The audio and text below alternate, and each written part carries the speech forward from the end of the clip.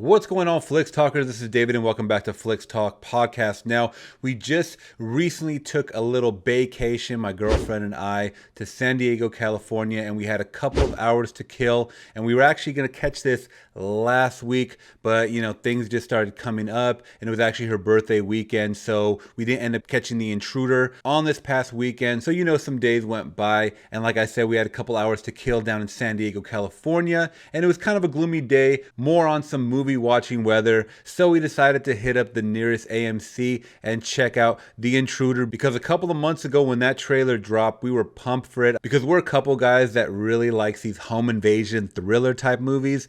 And the trailer kind of led me to believe that it was going to be a little more action-packed than what it was. So I won't just jump into it quite yet, but let's just jump right into the bare bones specifics for The Intruder. Now, this film was directed by Deon Taylor, and I shit you not, I did not look him up before thinking this first thought, that this movie felt so much like the movie Traffic that came out last year. And it stars Paula Patton and Mike Epps. Now, if you guys have seen that, you guys are definitely going to get the vibes after watching this, and it totally clicks now looking up the cast. So you guys can definitely feel his flow in The Intruder. Now, right away, guys, right off the bat, what pulled me in was Dennis Quaid playing the creepy neighbor. I think we all kind of got that vibe, at least from seeing it, his more happy side, trying to be really, just welcoming of this new couple that's going to buy his house. If you guys don't know too much of it, he is someone that's an older gentleman who had a tragedy, a death in the family, his wife, and other accusations and stories about how she died as well. They dive deep into that. But essentially, it's about someone that is selling their home just to kind of start anew to a younger couple, but he can't let go of it because it holds so much more memories. So he's always kind of sticking around and lingering, and he just starts invading these people's lives, and he just really can't leave the home. So it's something that has that element, that chunk of plot right there that you can do so much with. But I gotta say right off the bat, guys, it wasn't executed too well. I mean, it kind of lingered on a little bit, and I really liked a lot of the characters in this movie, more notably Dennis Quaid and Meagan Good. I thought they acted their ass off. This guy, Michael Ealy, or Ellie, I'm not too sure how you pronounce the last name. I hadn't seen too much of him. I always see him like more in a co-star role, but he always kind of plays a more similar role. In this one, he's kind of like a bigwig who is part of like a Fortune 500 company, or more on the upper echelon of like I believe it might be like a real estate or something going on where he's dealing with a lot of money. He's closing these broker deals and whatnot. So he's making a lot of money. He wants to give Meagan Good the life that she deserves. So he goes out and buys this huge, like over $3 million house from Dennis Quaid, cleans out, closes the deal, but we find out there's a reason why this house has not been sold to anybody else on the market. Something crazy happened in the house, and it all attaches to Mr. Dennis Quaid's character,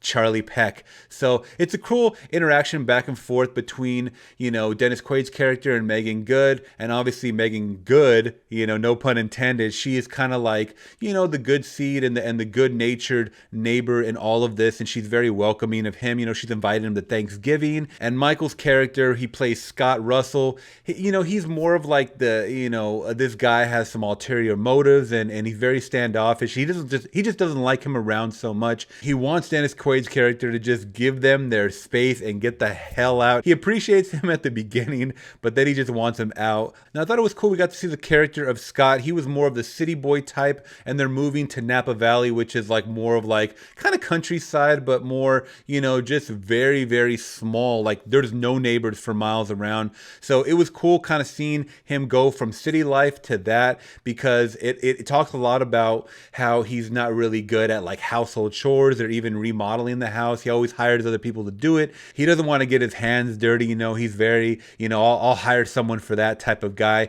He won't do it himself. Dennis Quaid is the complete opposite, and he almost kind of, oversteps his boundaries and how many chores that he wants to take on for this couple. But ultimately, it's because he can't leave the house. He just can't let it go, even after he sold it to him. So I think seeing that back and forth, that dual nature of characters was really cool to see.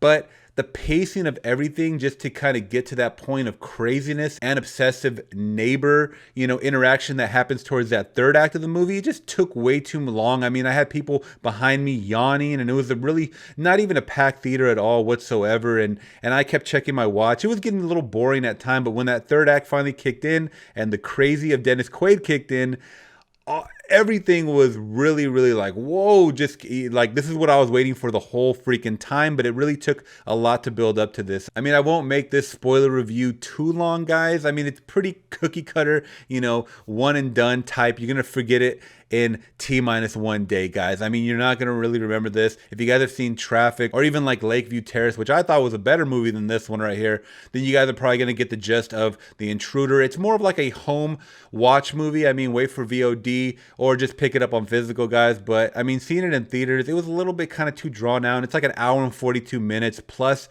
trailers, so it was a little boring for me. But I mean, I was entertained throughout. But I gotta throw in here, guys, without getting too much into spoiler territory, the ending of this movie before the credits were shown.